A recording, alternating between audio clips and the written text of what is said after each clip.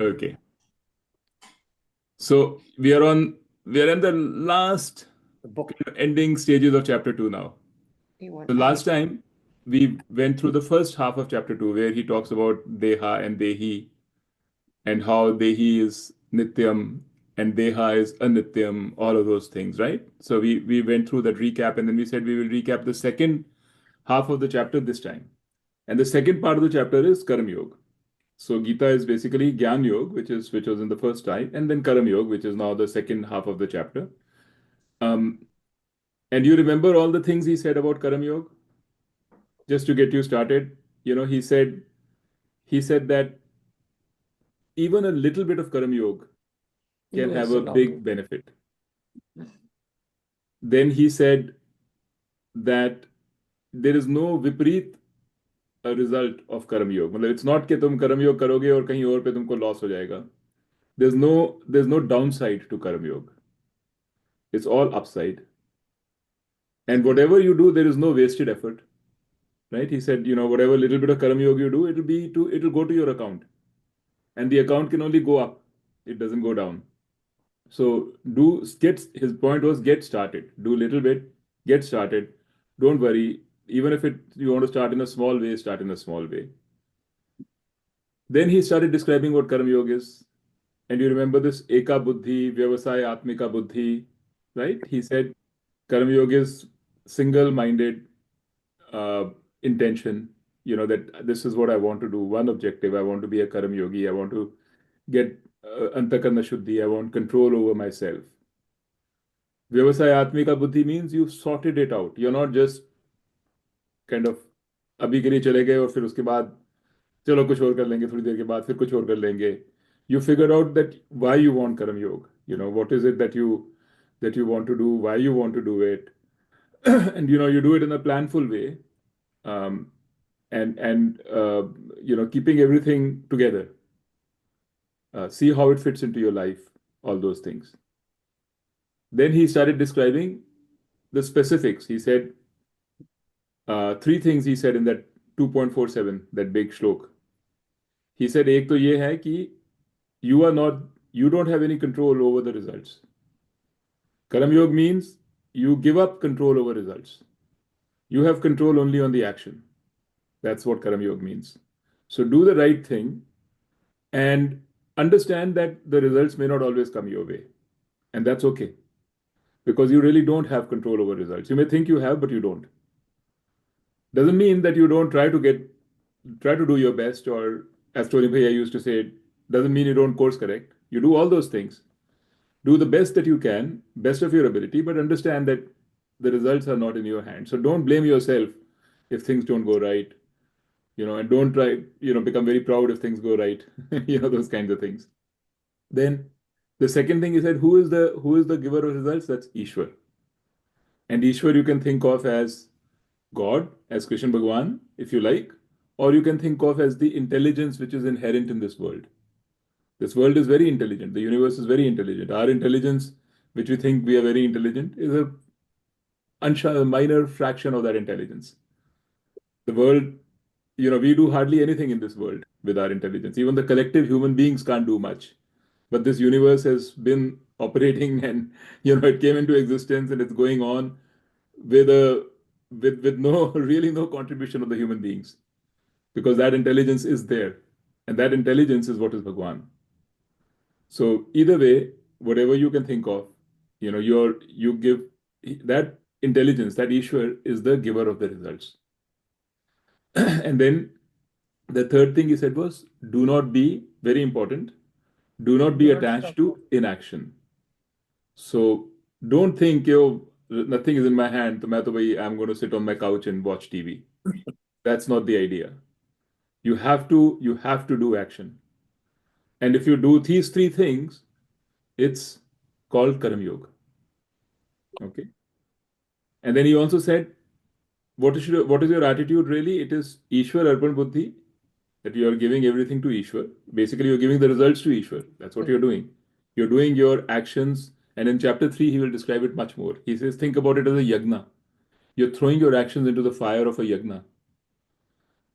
And what you're getting, back from the ईश्वर आपने results ईश्वर actions भी ईश्वर को अर्पण कर दिए, results भी ईश्वर को अर्पण कर दिए, ईश्वर ने कर actually actions ईश्वर को अर्पण कर दिए और results is like a ईश्वर प्रसाद बुद्धि. Whatever results come to you, think of it as a prasad from Ishwar. So again, doesn't mean you accept everything. You do your best, but at the end of the day, this is not about saying I will change my attitude and become, you know, I will start doing Ishwar Arpan Buddhi or whatever. This is through knowledge, through an understanding that actually speaking, really you don't have that much control. So what you get, take it as prasad. So, Nitu, that means this is where this propagates, that Indian philosophy, go pray to God and God will take care of you. So this may be where it comes from, that because Ishwar is giving you the results, so I better be good with Ishwar and he's going to give me the results. I'm doing actions, but he's going to give me results because I pray to Ishwar. Right. Yeah, it could come from that. In fact, actually, we're going to talk about that, Tony Bhaiya, just as soon as I finish, because we are going to go back to what is the forest, the big picture of this Karam Yoga. I wanted to kind of, at the end of chapter 2, I wanted us to kind of revisit that. And that'll exactly come there, what you're saying. So, and then what is this attitude called? So, Ishwar Arpan Buddhi and Ishwar Prasad Buddhi. Then what will happen when you do Karam Yoga? You'll have Samatvam and you'll have Kaushalam. Samatvam means you'll have a equanimity towards the events which are happening around you. You're not going to be tossed around by those events. One day in a state of high elation, another day in a state of high depression. That won't happen. And you'll have Kaushalam. You will know the right thing to do. You will do the right thing. You won't be confused. Ye karun, wo karun. What is the right thing to do here? Those kind of confusions will go away.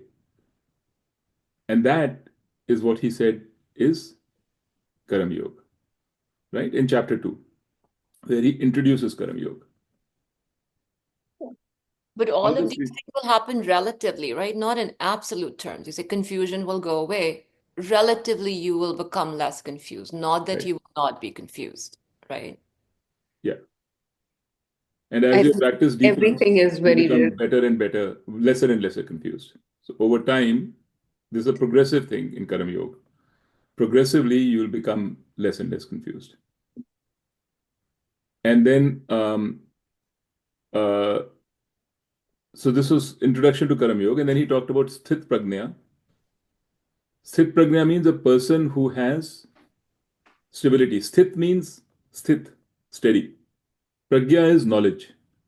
So a person who is steady in his knowledge, that means a jnani. That's just another way of saying jnani. He uses various terms for jnani. पहले उसने कहा था तत्वदर्शी, then he said panditaha, then he said Vit Raga Bhaya Krodha. Now he's saying Sthit Prajna. So these are all different lakshanas of a jnani, different ways of looking at a jnani. From different angles he appears like this. So a jnani is a person whose knowledge is steady.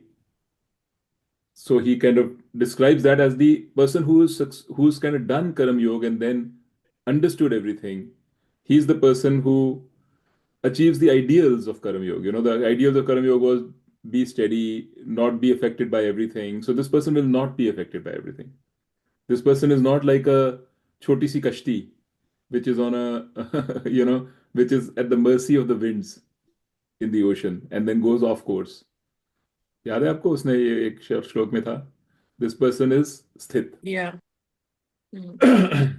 He also said how this person is like the samundar, where all the nadis come in, more and more nadis come in, but nothing happens to the samundar. The samundar's level doesn't go up because there are a lot of nadis coming in, and it doesn't go down if there's a drought in the nadis. You've never seen a drought in the samundar. You've seen a drought in the nadis, you've seen a drought in lakes, but you don't see a drought in the samundar. Nor do you see flooding in the samundar, right?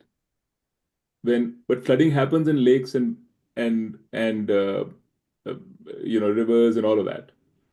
So he was describing that. The sea levels are going down, Nitu. Sea levels are going down, yes. I think Gita will have to be updated. Version 2 has to be developed. But only in Florida, they're going down. Okay. No, actually, sea levels are going up. That's why the flood, But anyway, not material. Okay.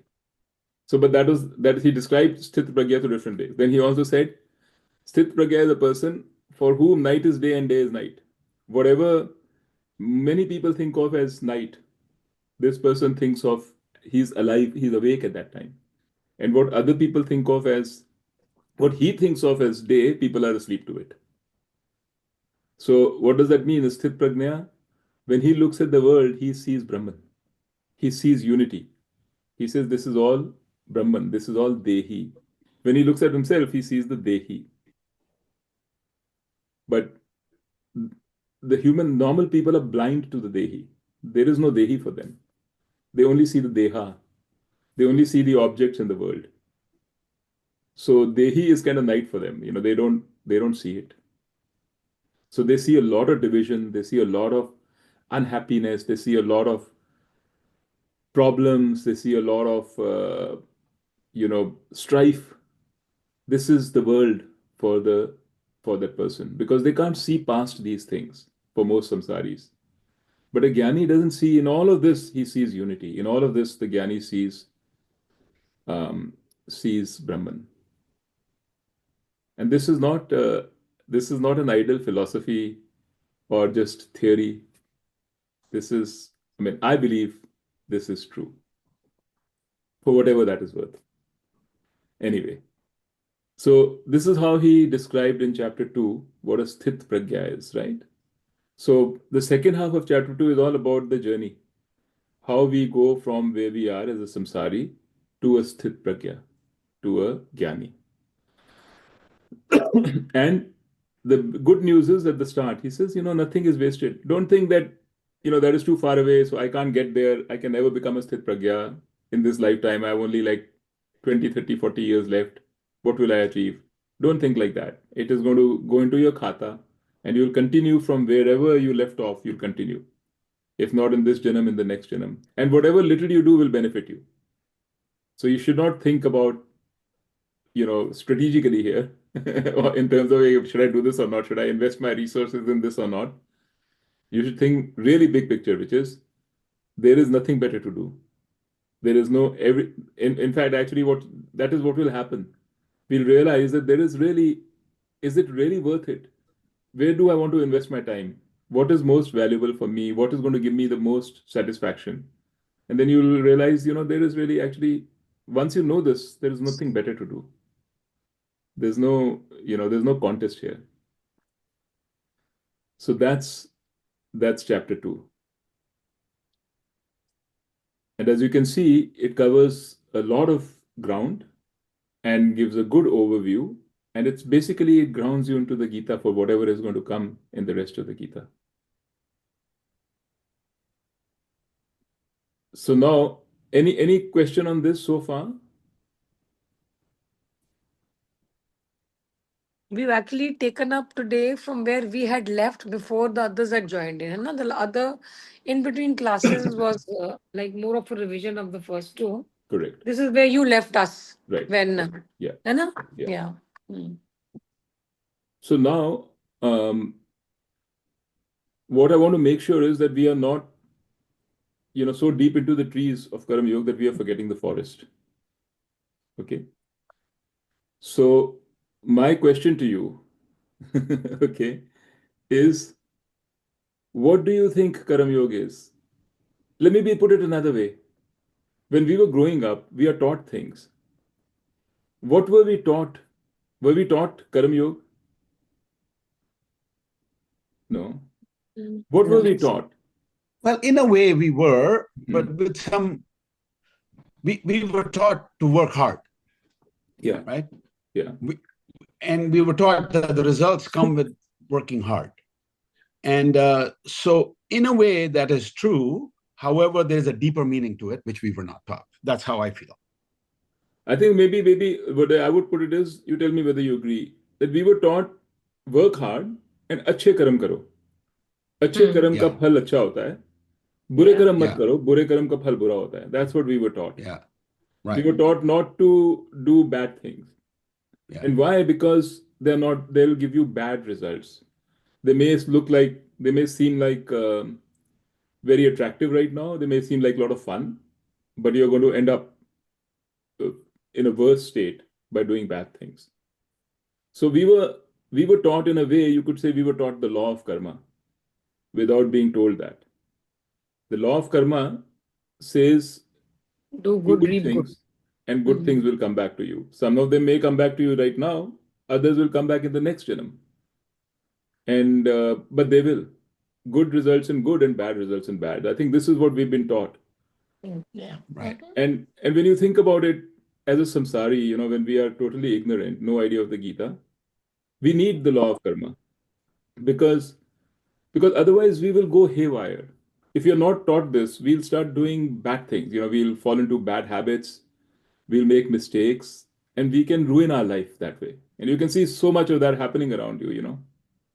All the teenage pregnancies, and I mean, I don't want to go into political things here, but basically you can see a lot of bad can happen when we are indiscriminate and just give in to our impulses and do what seems right at that moment.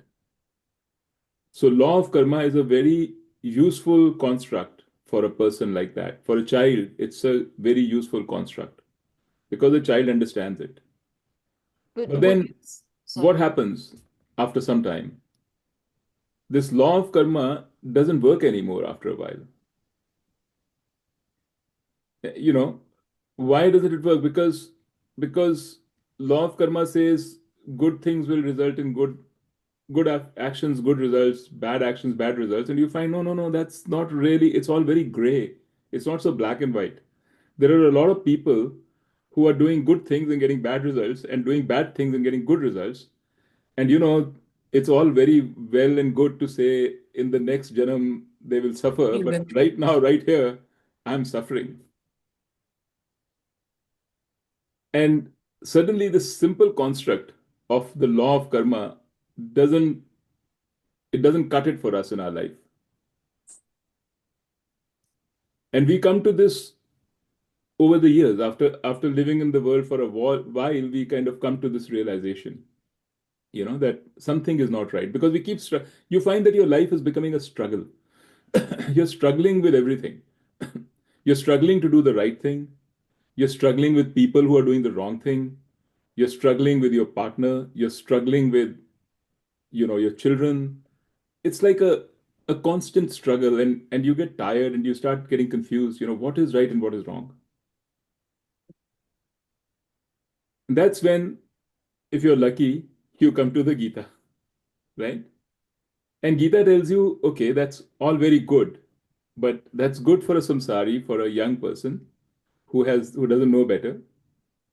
But let's let's look at things a little bit more deeply. Because what we've missed in all this is something called desire. Our parents, and when we were young, nobody taught us what is desire.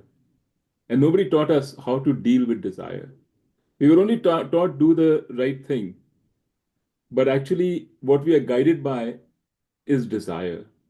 Even when we do the right thing, we say we are doing the right thing, it's to meet a desire to be happy, to meet a desire to get the good things of life. So we expect, okay, I'll do the right thing and God will give me the good things of life. And underlying all this is a desire. And desire, we also saw in chapter 2, desire complicates things. Because if the desire is not met, what happens? What results? Anger. Anger, right? Resentment. Mhm. If the desire is not met, anger happens. And when anger happens, then what happens? You lose your Buddhi Buddhi. nasha. buddhi. You become Buddhi nasha happens when anger happens. And when buddhi nasha happens, are you thinking right and wrong and good and bad? You're not thinking any of those things. You're thinking my impulse right now, what I have to do.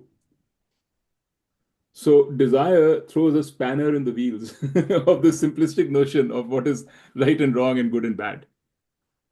And we are left to deal with our desires. In fact, actually, all our life we are dealing with our desires. Either those desires are overcoming and overtaking us, or we feel, okay, we have taken care of our desires and we feel good for a moment, but really there is no end to it. It's like they say in that movie, the hits keep on coming, the desires keep on coming, the hits keep on coming. You take care of one, there's another one, and then you take care of another, then a third one, and they just, before you know it, you're 70 years old, and and your life has been spent dealing with desires. So Gita tells you, how do you deal with desires? What is a desire? Why does the desire come? How do you handle it? How do you deal with it? And it's very easy to say, oh, control your desires. Like Gita mein bhi kehte hain na, Karma Yoga, control your desires. A buddhiman man will control, or lady will control her desires. Be the same in dukh and sukh. So those are very easy things to say, but it's very difficult to do. Because what Gita ultimately tells you, beyond even Karma Yoga, is that the answer to desires is knowledge. Desire is born out of ignorance, and the answer to desire, or the answer to ignorance, is knowledge. With knowledge, you can overcome desire. With action, it is impossible to overcome desire for any sustained period of time. Without knowledge, you can't really overcome desires, because the mind is a very strong thing. You can कितनी देर तपस कर सकते हो, कितनी देर क्या कर सकते हो, discipline कर सकते हो. At the end of the day, it will just become a struggle. If it's a struggle, it's not sustainable. So when you say knowledge, you mean knowledge of Gita? Knowledge of yourself. The knowledge that Gita gives you about yourself. Okay. So what is that knowledge? Thank you for offering that question to the springboard. That knowledge, what happens to us is that we think, why do desires come? And Gita tells us that the desires come because we think we are incomplete. When we think of ourselves, we think we are the Deha. We think we are this limited mind and body. My job is to make myself better, to leave a legacy. I'm impermanent. I'm going to die. One day I'm going to die. I'm going to cease to exist. So what do? I don't want to die. I don't want to cease to exist. That is the basic thing. As much, it's another way of saying I want to be happy is to say I don't want to die. But basically, if you think about it, they're the same things. Not even I don't want to die. I'd say I don't want to cease to exist.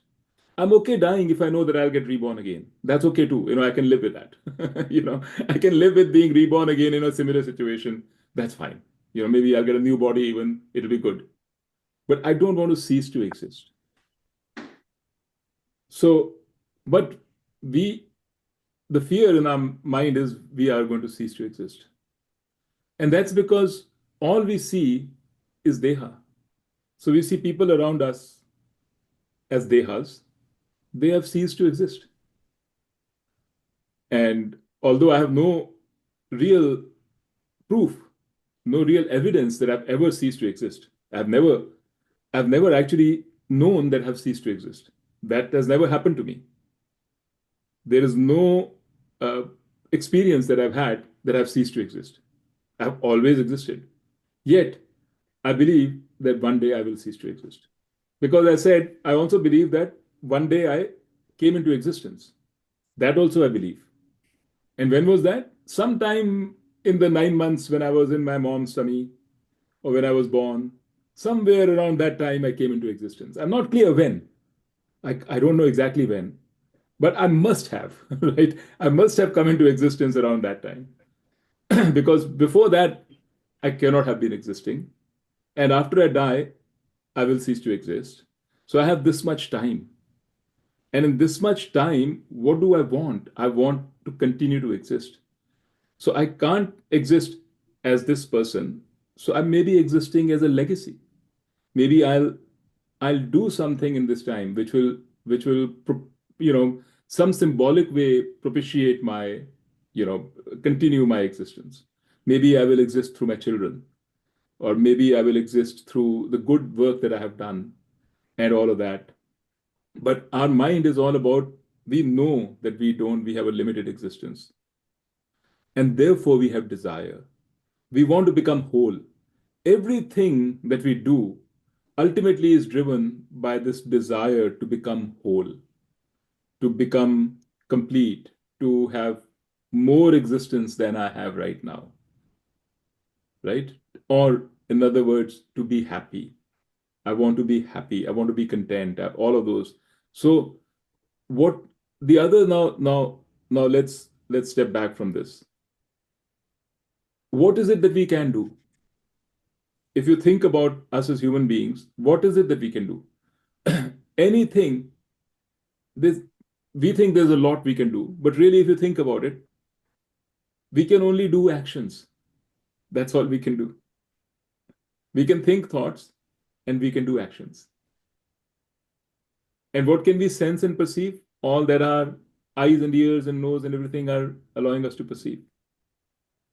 So call all of this as experience. Let's call it experience. Everything that we can perceive, everything that we can think, everything that we can imagine, feel, let's call it experience, because it is an experience. At the end of the day, what we are seeking is an experience, right?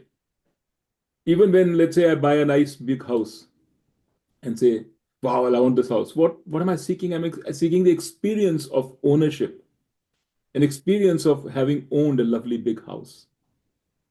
Or I want to go and go into the Antarctica. I want that experience of having gone to Antarctica. So it's ownership, doership, knowership, right? Consumership,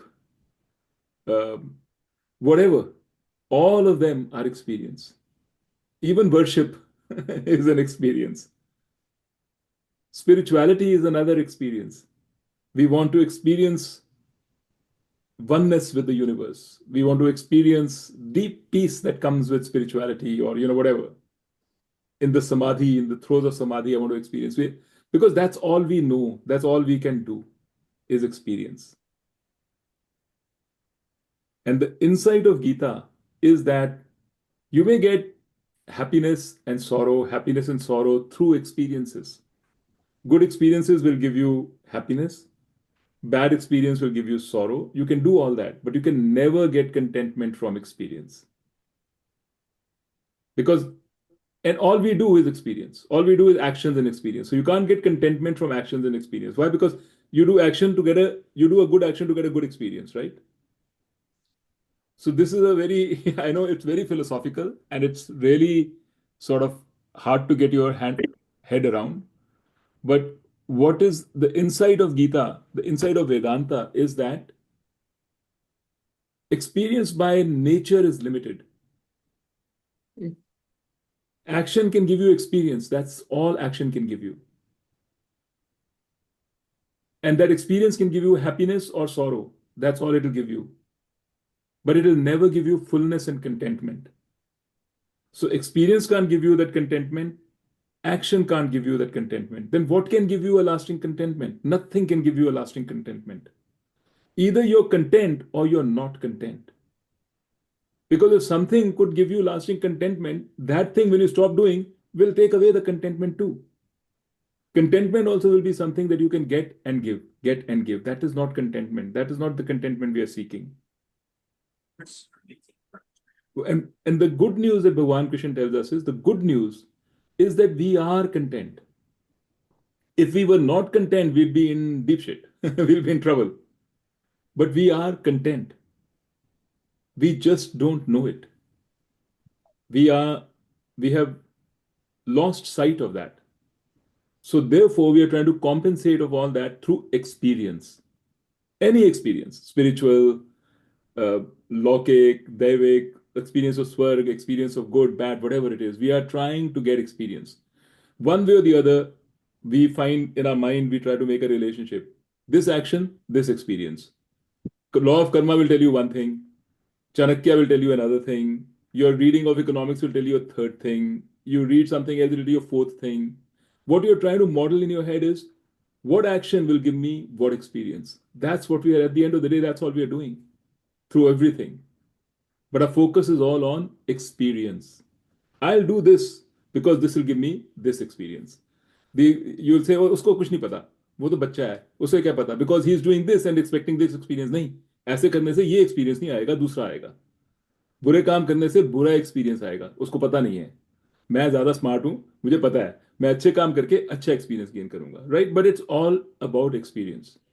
But meditation is also an experience. Absolutely. Everything we're too is an experience. So Eh, then what is the difference? What the does difference meditation and knowledge the give difference is in the you? subtlety of the experience. So it's not, I'm not saying that there is no benefit in understanding these things. You have gross experiences and you have very fine and subtle experiences.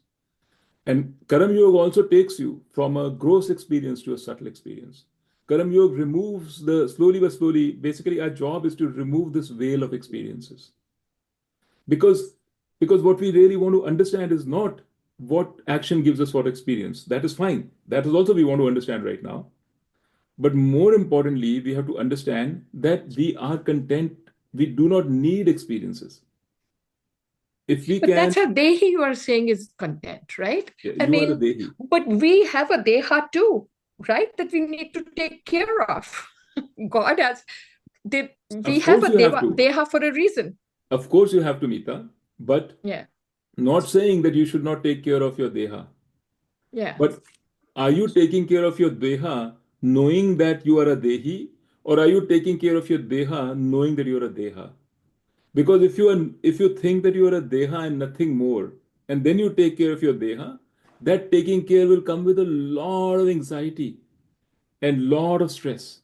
And every time you see a new wrinkle in your Deha, you will be more stressed. And then you will see, I can't see as well, even more stressed. But if you know that you're a Dehi and you realize that, yes, I have to take care of the Deha because this is what is going to give me the experience of my life today. This is what is going to give me, right? Then you will take care of your Dehi without stress. But Dehi is already content. You take care of your Dehi Deha is without Sorry, stress. take care of a Deha without stress. yeah. Right? I think maybe I should have clarified this. Gita is not saying that don't pay attention to experience. No. Gita is not saying don't pay attention to the right thing or the wrong thing, do the right thing or not saying that, not at all. It's saying that when all you were doing so far, what have you been doing? I've been taking care of the Dehi as Dehi. I've been trying to do the right thing. This is all you've been doing so far. Where has it brought you? Right? Now it's telling you that is not enough. The reason that you've come to the Gita is because so far, whatever it is that you were doing, whatever actions you were doing, resulting in whatever experiences were not always enough. You thought that by coming to the Gita, you will get a new action. It'll tell you, no, no, this is what you were doing was wrong. Now you have to do this. Right? You're thinking Gita will give you another formula. अभी तक आपके जो formula थे, that has given you, not taken you across the thing. So you're thinking Gita will give you another formula. Now Gita will tell you, okay, this is where you were doing wrong. You, instead of doing this, do this. You thought you were doing then you will get contentment. But Gita is saying, no, that is not the answer. You've been looking for a formula all along, all your life. By doing this, I'll get this. By doing this, I'll get this. I can give you another formula. After some time, it will also reach its limit. And Gita gives you that also. It tells you, अगर आपको स्वर्ग जाना है तो क्या करो? वो भी बताती है. It tells you ईश्वर उपासना करो. So ईश्वर उपासना करना शुरू कर दोगे, स्वर्ग चले जाओगे. उसके बाद स्वर्ग से फिर वापस आ जाओगे. Then again you'll have to do, the whole thing starts again. So Bhagwan Krishna is trying to tell you that instead of looking for a formula about what to do so that you have better experience, step back, look at yourself. Do you really need these experiences to feel fulfilled? Are you really unfulfilled? Are you really going to cease to exist when your body ceases to exist? Look, spend your attention and focus trying to understand that. Because what you will realize is that you don't. And Karam Yoga is a way to help you realize that. That you don't actually. You're pretty, even just look back at your life. When you had so little, right? We were just as happy as we are now. It's like, really, this is a Maya Jal. So only when we start stepping back and asking these questions of ourselves, then we are getting the full benefit of the Gita. Otherwise, Gita, all you want from the Gita, because most people don't look at this. Most people, all they want from the Gita is the next formula. Okay, मुझे बताओ क्या मैं क्या करूं कि मुझे शांति मिल जाए. Then you're just seeking another formula, and that also, if that's all you want, that you can get also. Gita will tell you अच्छे काम करो. It'll tell you ईश्वर की उपासना करो, meditation करो, जप करो. All that it tells you. कर्म योग करो. Yeah. करो. But Nitu, the whole life, your whole life is a series of experiences. You know, when you are talking, to me, it seems you're talking only about the materialistic things. But our entire life is just, we live life, that's experiences, right? Yeah, absolutely. How do you separate it? Well, I'm kind of not getting it. right now, what you think is that Mhm. our entire life is a series of experiences. And so far, our life has been nothing more than a series of experiences. I agree with you. That's also what I'm saying. Yeah. We think that our life is a series of experiences. Why? Because all there is experiences. There's nothing else. So then If how there do is no you, experience, so I don't understand, what are you no. saying then? I'm How saying do you this change is how it? we think. Yeah. That Okay. that all there is experience, and without Mhm. experience, there's nothing. That's how we think. But that is not true. Because But you can't get rid of the experiences. You have to live life. you So, don't need to get rid of the experiences. yeah. But all Gita is saying is don't get so enamored by the experiences. Don't get so consumed by the experience that you can see nothing beyond it. And that's what's happening to us. All we see are these experiences. We are so caught up in them that we don't think there's anything beyond it. And what happens by that is, by doing so, you even lose the ability to enjoy the experience. That also goes away. Because you get limited enjoyment from the experience, and then you get unhappiness, and then you want a new experience.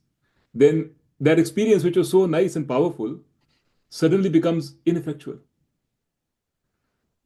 All what Bhagwan Krishna is saying is absolutely enjoy the experience, because that's what you're in the earth for. That's what in your world for.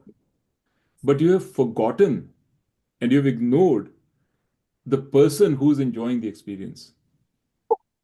You're only focused on the experience, but there is an enjoyer of the experience. Who is that? If you start thinking about who is this experience happening to, you'll realize that that person this experience is happening to is already whole. That is actually you. You are But you not the said, experience. but you also said that the Dehi does not experience anything. The Dehi is complete in itself. The Dehi is content by itself. Correct. So then the Deha is the one who is experiencing the experiences. No. The Deha is the experiencer. But who is the Yes. experience happening to? In other words, in what is the experience happening? So the Deha, which we call the Deha, the experiencer, is also just another thought or feeling. If you really think about it, we have we told ourselves, told ourselves, I am the experiencer. मैं जब experience करता हूँ, मैं क्या कहता हूँ? When a child, okay, let's look at it this way. When a child is hungry, what does a child do? It just wants Cry. food. Yeah. It cries, Yeah. it wants food. Mhm. A child doesn't think, I am hungry. A child just experiences hunger. This I, the experiencer, is a fabrication of our mind. If you are sad, let's say you're enjoying music, do you keep thinking, oh, I'm enjoying music, I'm enjoying music? There are moments in time when the I is not there, you're just enjoying music. That's when you really enjoy. When you're in ecstasy, like sort of in a deep sexual experience, the same thing happens. This is the the the the I, the me, which has been created by our mind, our ego, right? Which says, okay, this I am the enjoyer, this I am the thinker, the doer, all this is another thought. is another experience. Mhm. You want to experience the me who is enjoying. You want to experience the I who's got all this wealth. So you create an I. Nitu, question for you. Yeah. So when you are enjoying music and you are not thinking it's me who enjoyed, or like you said, the deep sexual experience or the orgasm or whatever, is that experience different then? Is that what you're No. calling I'm just real? saying the only reason I was trying to tell you was that there are moments in your life when the I is not there. Yes, I know. So So is that that is what just to show to you that I is a fabrication. That this I, the but me, like for instance, when you experience music, for instance, right? okay, and you're really enjoying it, you're not saying I'm enjoying it, Yes. or I mean, maybe I'm thinking that way. I obviously I'm saying I'm enjoying it, but is that the experience you are seeking really? Well, it could be, but I'm not going there. I'm not saying that you seek the experience without the I. What I'm saying is that when you know that this I is a fabrication, that is how every experience will become. Oh, so you're saying, basically, you're saying to differentiate that particular experience from saying, oh, I really enjoyed the show or I really enjoyed the music. So, but if you're really, really enjoying something so much, to be able to, is that the kind of experience that you experience when you attain that level of, Yes. So that's another way of putting it. I agree with you. That's a good way of putting it. That when you know that you are content, yeah. already content, when you're not seeking a fulfillment from an experience, then every experience will become like that. Then you will really enjoy the experience also. Then That you'll is a not have to. byproduct No, of then you'll not have to listen to music to enjoy that. You will be when the music experiencing. comes, you will enjoy it deeply. When the music is not there, you will enjoy the silence. Yeah. I mean, the point is just this. Well, let me give you another example. If we think that I am incomplete, I need my husband to make me complete. Let's just say that. I'm not pointing to any one person, but because it's the state of all wives and all husbands. I need my husband to make me complete. Then what you do is you start saying, "Oh, this is how my husband will make me complete. I need my husband to be like this." Right? You you suddenly have a very unrealistic expectation from your husband because that husband is no longer a person in or his or her own right. He is your instrument for your completion. And every time the husband behaves in a way which you think, oh, this is not the way I want my husband to be to complete me, you have anger, right? Husband becomes an object of desire. Husband is no longer a person who you can enjoy. The enjoyment of the husband goes away. It's true of everything, every experience. When any experience is seen as an experience to complete you, that experience ultimately results in desire, in anger, and you will not enjoy the experience. You But will see that you know all the what? time. You You know what? but I but feel that but what but let Gita me Gita just complete is. this. Hmm. But if you know that the answer to your satisfaction, to your contentment is you, not your husband, not your husband, then your focus will be on you. Every time you have a problem with your husband or some lack of communication or lack of expectation or the person has not behaved in the way that I want him to behave and what an immature person, mummy ने इसकी कुछ नहीं सिखाया इसको, then then then you will say, okay, something is wrong here. I'm expecting my happiness gauged on my behavior of my husband. Something is not right here. And you'll step away from that and start looking into yourself. That is Karam Yoga. And through that, what you will begin to really do is you'll start looking at your husband afresh. It's almost like you meet your husband for the first time, right? Where you at that time you're only eager to know what the person is like, as opposed to what the person could be if I fix him. you know. I'm liking this lecture, Nitu. This is really good. Well, I mean, it's also true for the husbands. It's not like I'm just saying this because I there are have to more look at wives here myself than too. husbands. Threw in a monkey wrench in there. Hmm? Huh? Yeah. Monkey wrench in me. You know what As the long thing as is, somebody that else just is shows okay. that Gita is just another philosophy which you have to train your mind to think. Like various philosophies, this is also a philosophy that you have to start thinking in this way. Actually speaking, in life, I've never started, I never thought about it like this. So the thing is that you have to set your mind to start thinking like this.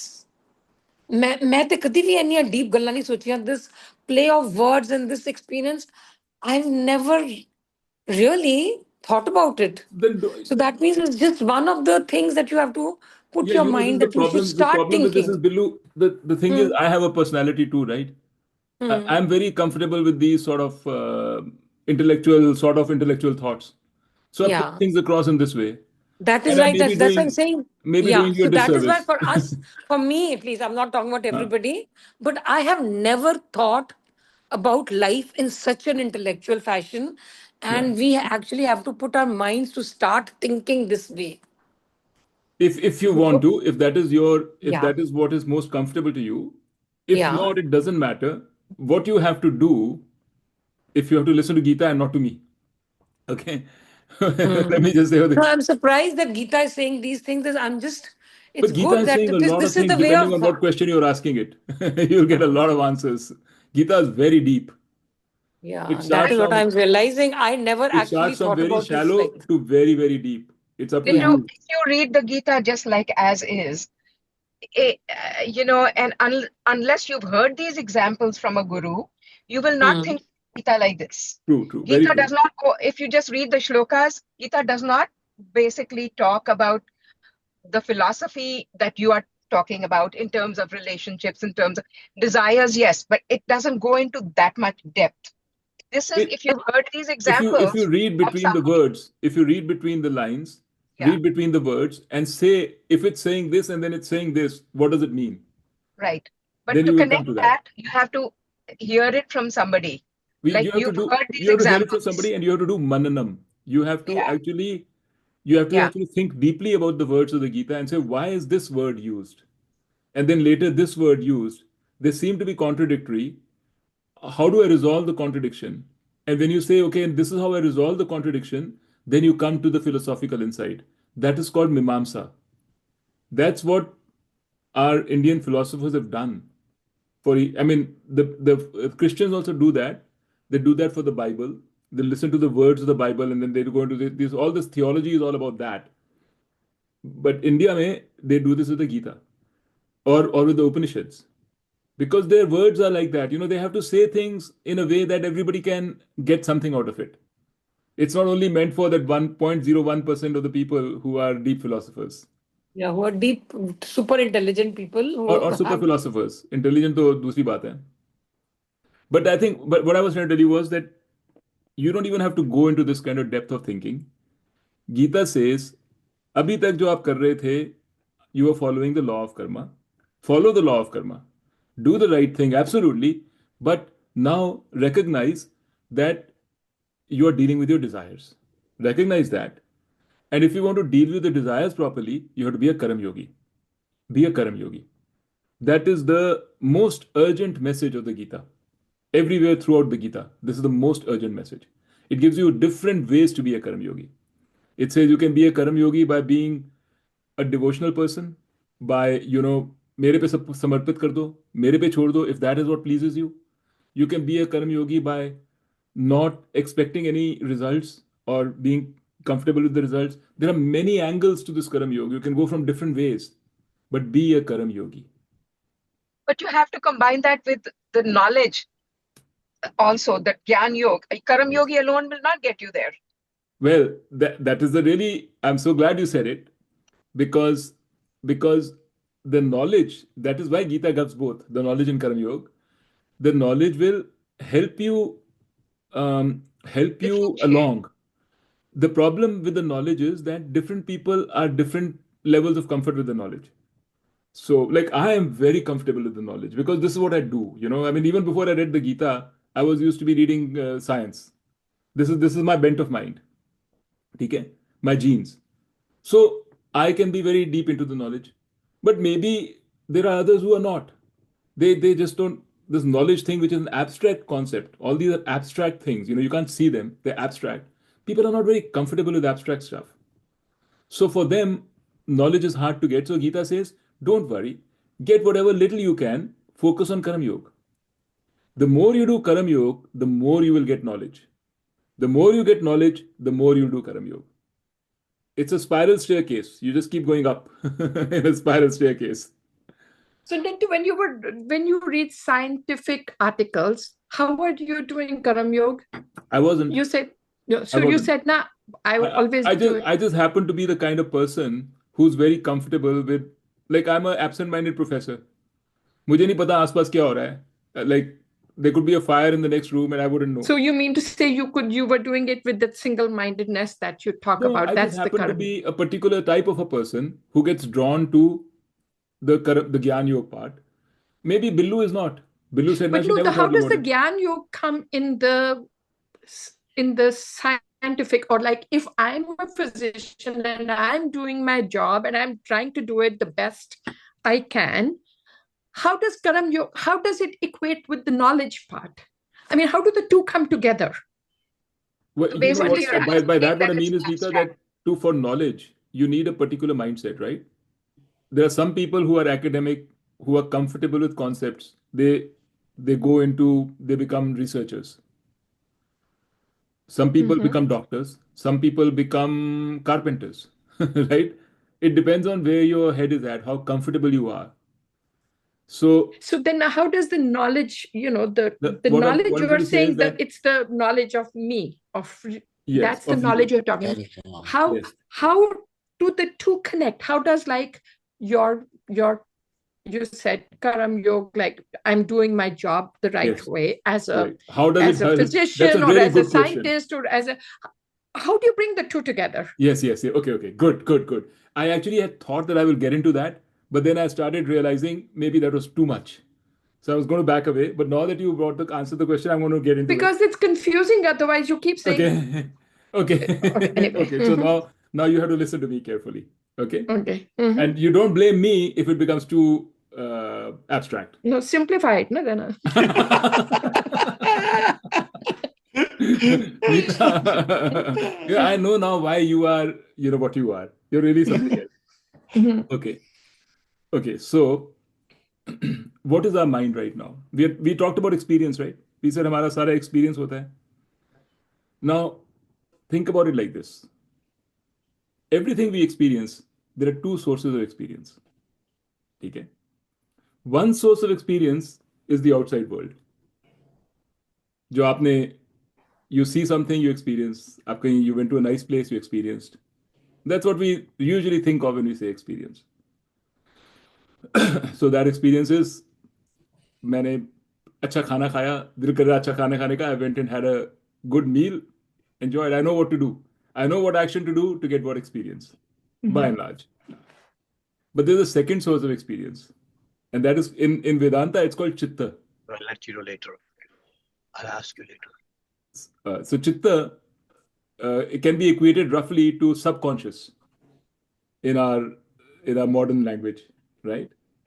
That experience you really don't have much control on. So what happens is, whether you like it or not, thoughts come in. Yeah. एक जो दूसरा experience है, मेरे को अच्छा दिल कर रहा है, I have a desire for good food, so okay, I got that experience. I want to read something, I got that experience. But chitta has its own mind. You have no control over that experience. Before you realize it, you have anxious thoughts coming into your head. You never wanted them, you never asked for them, but they're there, right? डरना शुरू हो गए.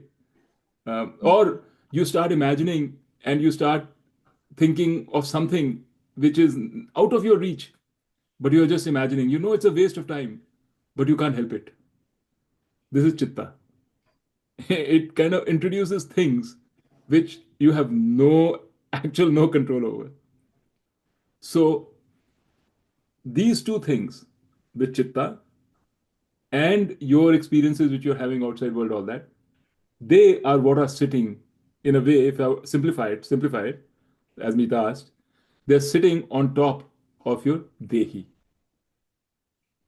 This, all your focus, all your attention, again I'm simplifying, is consumed by either the world outside, which you think you can control, or this chitta, which is the world inside, which you don't even know where it's coming from, you don't know what is the source of it. Your attention is consumed by these two things. The Dehi, which is underlying all of this, is completely forgotten. How many times in a day do you think, who is it who's in whom all these experiences are happening? How many? Never.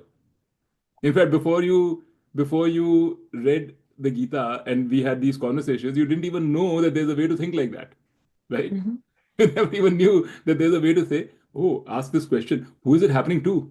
We never asked this question, it never occurred to us, right? Mm-hmm. Now you're dealing with this thing. If you have to understand and if you have to get a sense of what Dehi, how powerful this Dehi is, that you're actually content, you have to get to even a moment of thinking that I have to overcome my experiences of the world, more importantly, my experiences of Chitta. There is no way in hell that you can do anything about it without some powerful mechanism like Karma Yoga. You can only conceptually say, oh, there must be an experiencer. I'm thinking, oh, there must be an experiencer who will experience something. मैंने सोचा है जब आप करोगे conceptually in your mind you'll think about all this.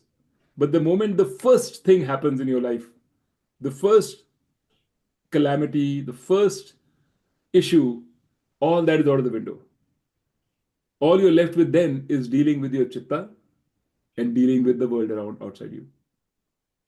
So I think the first thing I want you to understand is, do you understand that you need to be able to deal with these two sources of experience?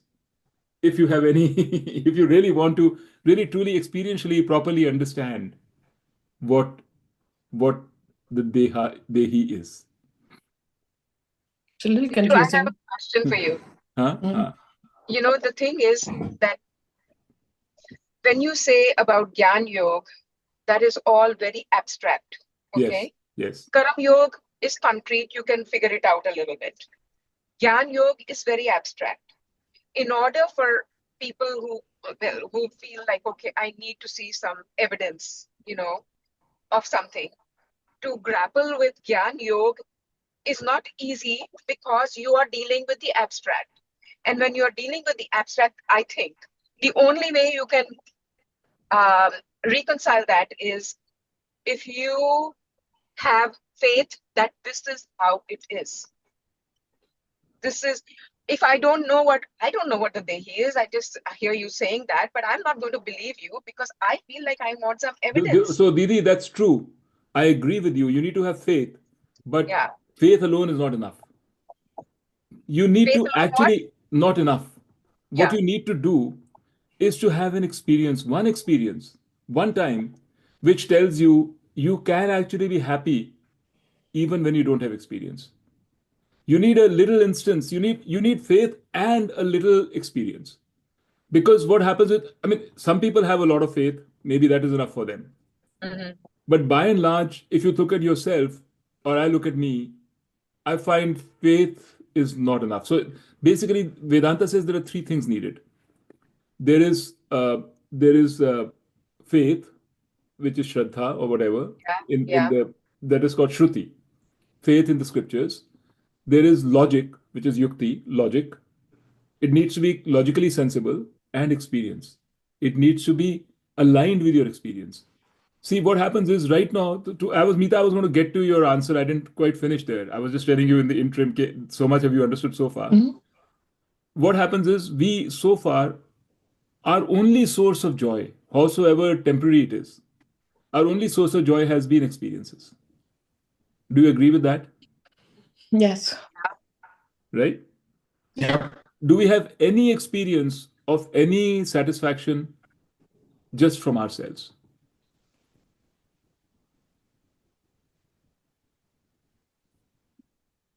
Meaning, I don't understand. Just Meaning, from in other words, How interaction, to you think mean? about it, yeah. yeah, Be able to answer it. yeah, sitting meaning, silently and just kind of looking inwards. yes, no, but I'm saying, yeah, no, Nida. we haven't had that experience, right? We haven't really been happy just with ourselves. Sometimes we have moments, very few moments in life you can Yeah. think about it, Yeah. where Yeah. Yeah. You you just, have, yeah. right? Yeah. You have. Karam Yoga gives you more and more and more of those More. experiences. Yeah. And when you have more of those experiences, you suddenly realize it is true. You don't really need experiences Yeah. to be happy. You have some experiential evidence. Otherwise, it's all conceptual in your head. Yeah. And how does Karma Yoga do that? The reason why Karma Yoga is important is because अगर तुम अभी बैठ जाओगे, let's say कि मैंने कुछ नहीं करना, you can control your outside experiences and say, okay, I'll sit down quietly. But you can't control your chitta. You sit down quietly thinking I'll get peace, all you'll get is anxiety. Because all these thoughts will start coming in, Mm-hmm. right? And you'll say, no, what are you talking about? There is no peace. All there is anxiety if I'm sitting quietly. That is not an experience that you want. Mm-hmm. So what Karma Yoga does is it tells you, try, in a small way, try. Take one thing, do one thing without expectation of result. Do it just because it's the right thing to do. See what happens.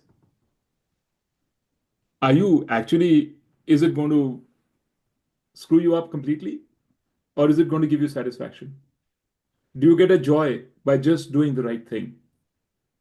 And where does the joy come from? It starts in a very base way, starts in a very sort of, किसे कहते हैं ना, like a very gross way, very, tangible sort of a way.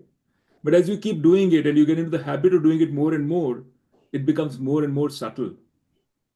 And first, Because it comes from within, it doesn't come from, you're not expecting somebody to say, it comes from within when you're doing something for somebody else without where expectation. else can it come from? Yeah. Because it can either come from without or within. It's not Right. coming from without. Right. It is coming from within.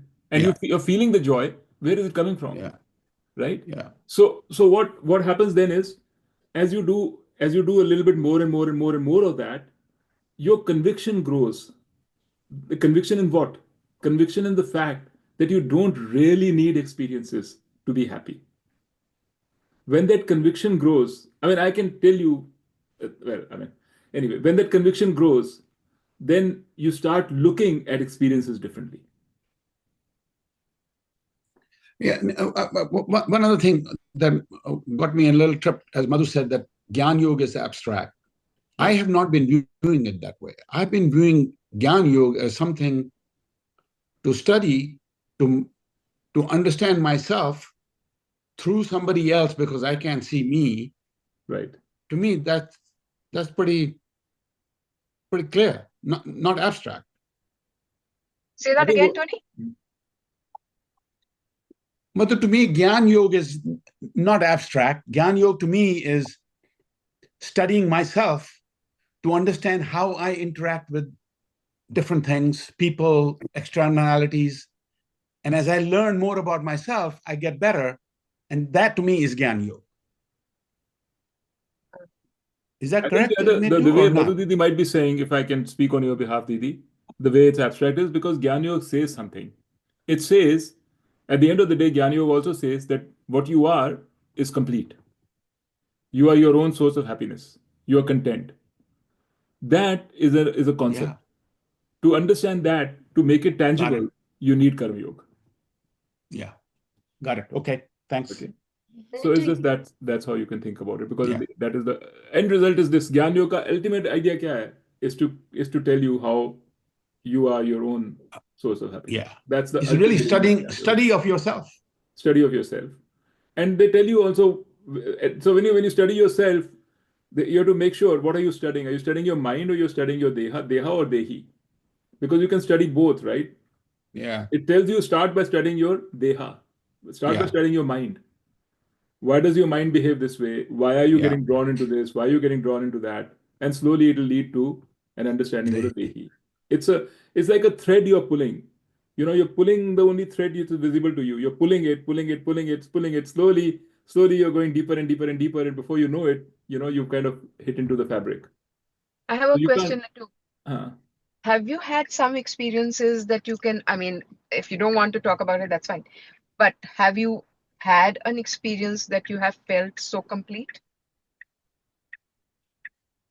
I mean, those are difficult things to answer. I do, but I know this, that in the last few years, my attitude and my transaction with people around me has changed in a significant way because of my conviction that my source of happiness is me. My I expectation would from say, people. Madhu, I would say that even you probably get total happiness, but it's momentary. You want it to be all the time. Right Total now, what you total see is momentary. momentary, Yeah. fleeting. It comes and it goes. But through knowledge and through all these things that we are talking about, we hope to get to a point where it is all the time. Yeah. I'm sure there are moments that you can think of in which there was total tranquility. There was nothing Yes. going on in your mind, total tranquility. But those are Yes. moments, not all the time. Very, very fleeting and very far and few. But Yeah, well, very far and that's why few. we are here. But what the question is, that moment, that fleeting thing, it didn't happen because you did something. Totally unintended. Yeah, it happened nothing. It had nothing to do with your action or with your experiences or anything. It is because that is what you were. It is your subconscious which came and interfered. It's like the chitta which produced a thought, which suddenly took your attention away from that tranquility and got it onto the thought.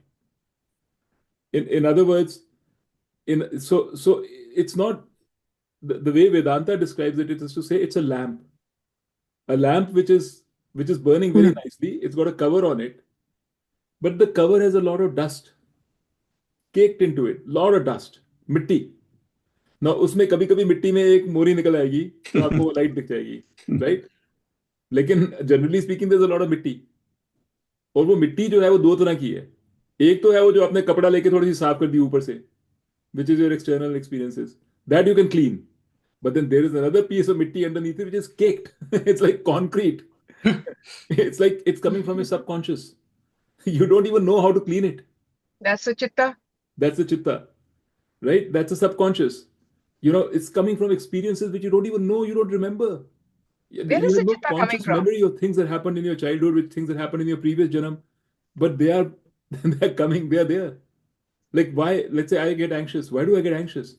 My goodness, I mean, I have to go through a therapy session of like years to understand why I get anxious, right? So it's those kind of things.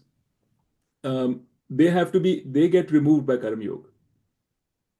And they are covering thing. So the beauty of it is that once you have this conviction, once you know that this is mitti on top, iske niche lamp hai, right? There, imagine two situations. One situation is you see a lamp covered with a lot of mitti. You don't know whether the bulb inside is fused or not. Another situation is you have a lamp covered with a lot of mitti, but you know the bulb is shining brightly inside. How diligently will you clean one lamp versus the other? Right? The lamp where you want light, this lamp has light underneath it, you will do your damnedest to clean it. But if there's a lamp where you don't know whether it is fused or not, your motivation to clean it will not be that much. So Gyan gives you that motivation. It tells you that there is that bulb inside. All you have to do is clean your lamp. And that is very sensible because we all want to clean our lamps. Why should we not want to clean our lamps? We all know that, even regardless, we know. But Gita tells you, that instinct that you have, that by purifying yourself, it's good for you. That's a very good instinct. That you're on to something. Go for it. And then it also tells you, here's a method to clean it. I'll give you a mechanism to clean that lamp so that you can really clean it in an efficient way. And here are these people whose lamps are clean. They are sthit prajnas. Look at them. Get inspired by them. That is kind of the way to think about it. To put it simply, as Meeta said.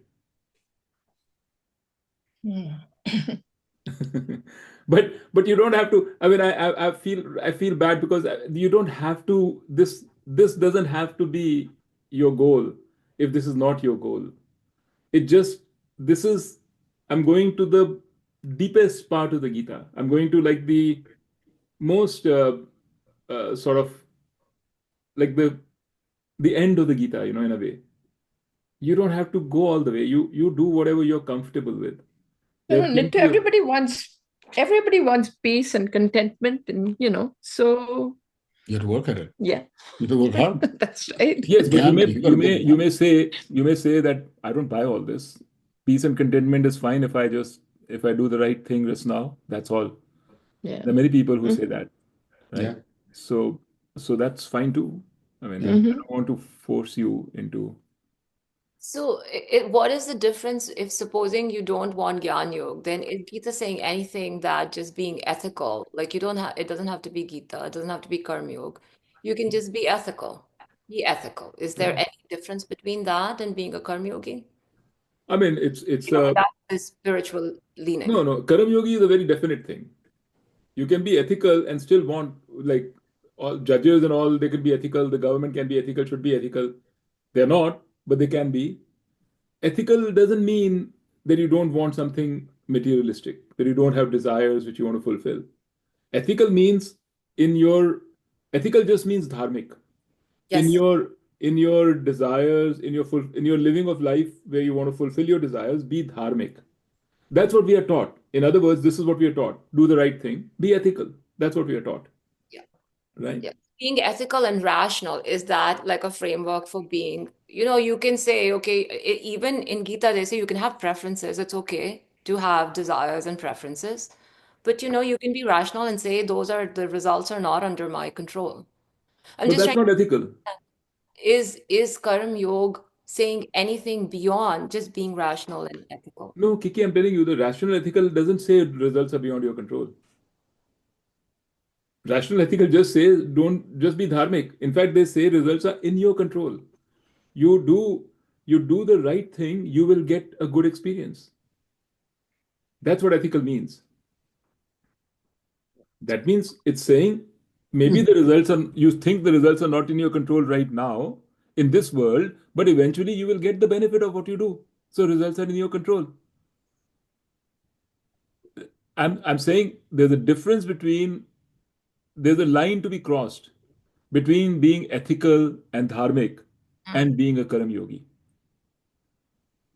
But even beyond that, just being Karam Yogi or being ethical, you can't be happy unless you have the Gyan Yoga about yourself.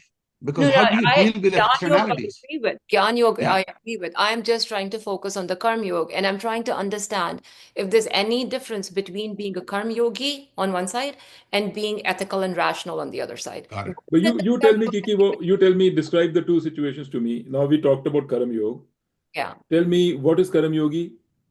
Maybe that's a good summary for all of us. What is a karam yogi? How would you define a karam yogi? Pretty soon I'll need direction. I think just, Karma Yogi, those things that you said at the beginning of class, being ekagraha and having Ishwar Arpan Buddhi and, Yes. having Ishwar prasad. Arpan Buddhi, Ishwar Prasad Buddhi. Meaning you say, I am only responsible for my actions, which I devote to Ishwar, Yeah. and I don't have any control over results, which is Ishwar's result. So And that is very different from being ethical. no, I'm saying ethical and rational. So if you're a Even rational rational. person, you can say, I can do my best, but there are factors that are beyond my control. Being a human being in this life, there are factors beyond my control. I know as a rational thinking person that the results are not going to be in my hands always. But as a rational thinking person they remember there are three parts to it.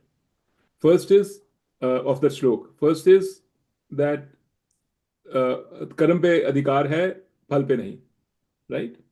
Second is Ishwar is the hetu. Ishwar is the cause of results.